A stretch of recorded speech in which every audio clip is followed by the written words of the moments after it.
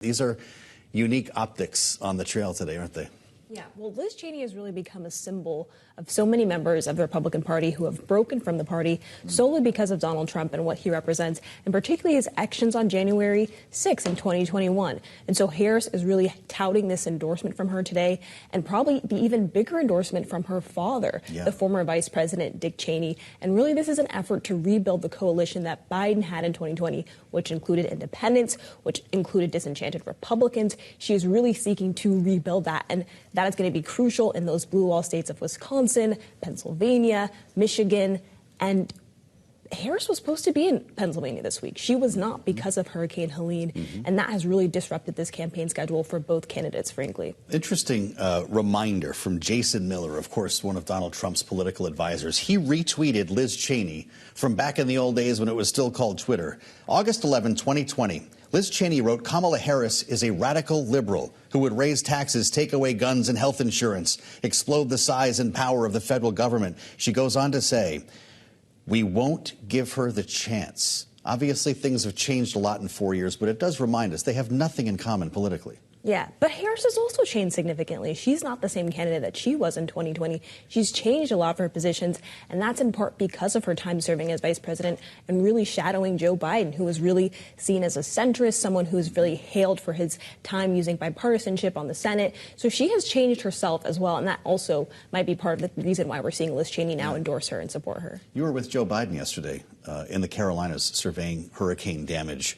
Pretty tough trip for him. He's extending that trip, of course, today to Florida and Georgia. Consoler-in-chief is what we keep hearing. What did he see? This was an aerial tour.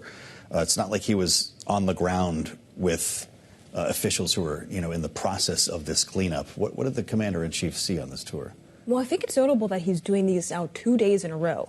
And Biden has really described this as a storm of historic proportions. He says the country hasn't seen anything like this since the 1900s. And he is really pushing now for more funding from Congress. And there's growing bipartisan support for that to happen. The question is how soon and how much. We really do not know the answer to either of those. Congress right now is on recess, and people are really pushing for them to come back to Washington to hopefully pass something as soon as possible. And Biden really urged that today. He says this needs to happen sooner rather than later. It's noteworthy that we're talking about two major swing states that were impacted here in terms of the Carolinas and Georgia. Donald Trump today on Truth Social, Akayla, heading to Michigan, he writes, "We'll be going to North Carolina next week.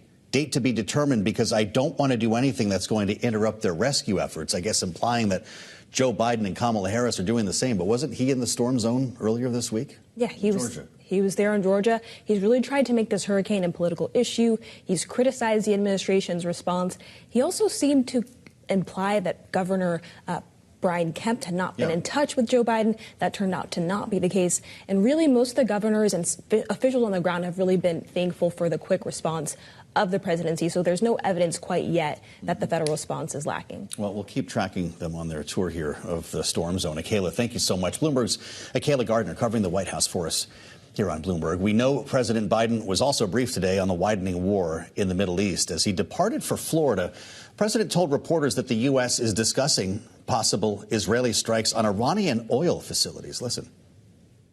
Do you support Israel striking Iran's oil facilities, sir?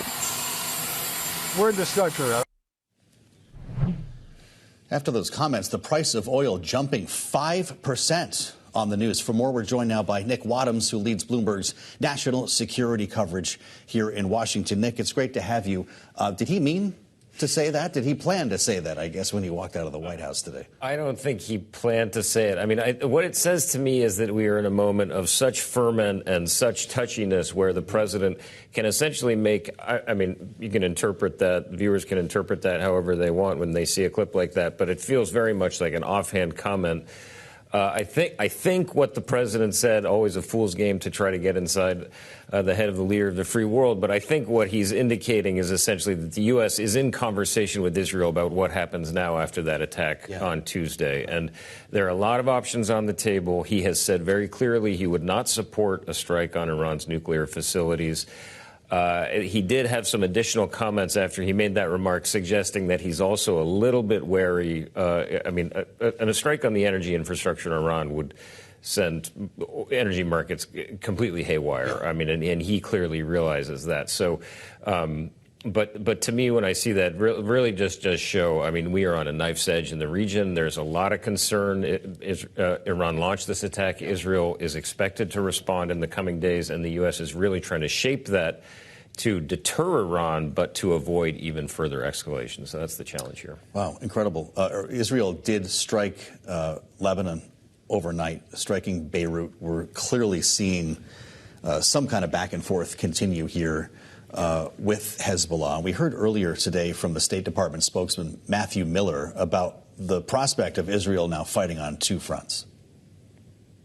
Additional escalation in the north was potentially destabilizing on the West Bank, and they would ultimately find themselves in a number of different confrontations. So that continues to be our assessment, that the longer conflict goes on, the risk you have of additional conflicts breaking out, and that is, puts the Israeli security services in an extremely stretched situation. Nick, I mentioned this as well because Israeli forces stepped up attacks in the Gaza Strip overnight as well. So this is, in fact, a two-front war.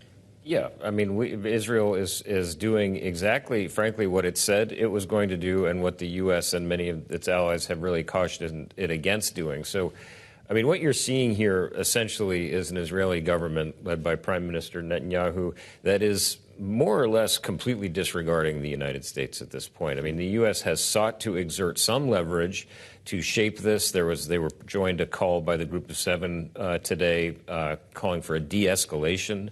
They called for an immediate ceasefire in Gaza, called for an end of the hostilities in Lebanon as soon as possible. But really, you're seeing Israel saying, listen, these are our goals, and we're not going to stop fighting until we've achieved those goals, and that's the destruction of Hamas and Hezbollah. Whether they can achieve that, obviously, is another thing, and that's really what the U.S. is concerned about. What's the end point here? What's the strategy for the day after the guns fall silent? Yes. And that's the conversation they are not able to have with Prime Minister Netanyahu, because he says, no, we're going to keep going. Is delay part of the strategy as Israel calculates its response to Iran? Let them sweat?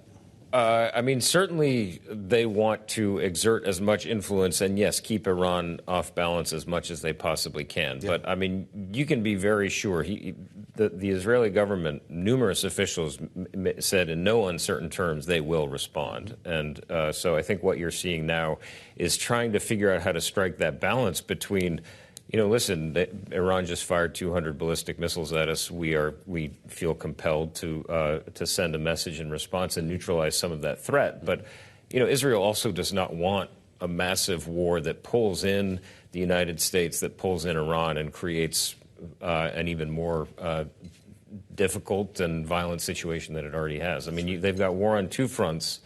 They want war on a third front. I mean, this is all what the Prime Minister is thinking about right now.